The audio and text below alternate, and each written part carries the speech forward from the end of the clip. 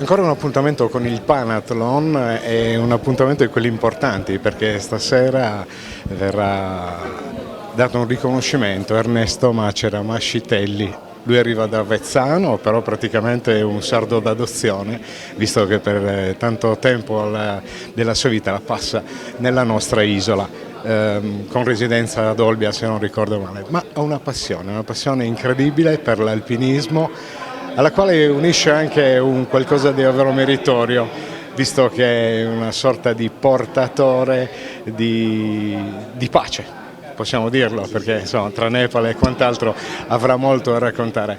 E credo che questo sia un premio più che meritato, Ernesto.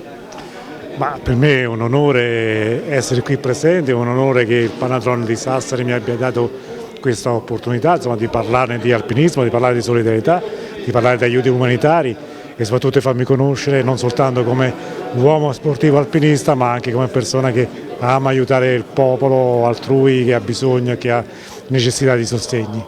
Lei ha una sinergia in itinere con gli istituti dei Salesiani, ci hanno raccontato, e crediamo che quelli siano dei mondi realmente particolari dove tante cose che ai più possono sembrare banali invece si rivelano delle cose davvero meritorie. Perché si portano messaggi di speranza.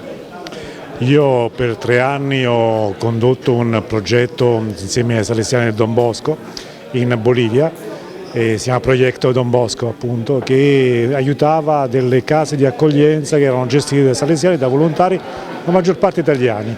Quindi ho conosciuto una realtà molto bella, al di là dell'aiuto che danno, ma sono anche entrato in contatto con tanti miei concittadini e connazionali che sono emersi, che sono fatti riconoscere questo loro spirito di umanitario e di aiuto. Credo che questa sia una delle voci più importanti per quanto riguarda la nostra etnia, no? Parlo dell'italiano che purtroppo per molti versi è conosciuto per altre cose, però a guardare dentro le pieghe di quello che è il quotidiano scopriamo realtà belle come la sua, Ernesto. Per fortuna ci sono anche delle altre persone in Italia, e ne siamo tanti comunque. Io parlo dal punto di vista alpinistico, per esempio in Nepal siamo conosciuti, noi alpinisti italiani, perché comunque abbiamo dato un contributo che sia piccolo, che sia grande, che sia enorme, come alcuni hanno fatto, abbiamo lasciato un segno e lasceranno un segno anche gli altri che verranno dopo di noi. Qual è la sua prossima destinazione? Perché ci piace anche raccontare l'Ernesto sportivo. Io tornerò quest'anno 2020 in Nepal, tornerò sull'Himalaya, comunque tenerò 2 montagne così come ho fatto quest'anno. Salirò sul Mera Peak, che è un 6500 metri, accompagnato tra l'altro anche a una spedizione italiana, e riaccompagnerò poi tutti i componenti della spedizione in Kathmandu, in aeroporto. Io invece con uno Sherpa tenderò la scalata di una delle vette più difficili del gruppo Annapurna.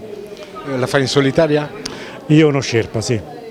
Davvero una cosa importante. Noi naturalmente le ringraziamo del tempo che ci ha concesso, in bocca al lupo e che questa benedetta bandiera italiana svetti più in alto possibile.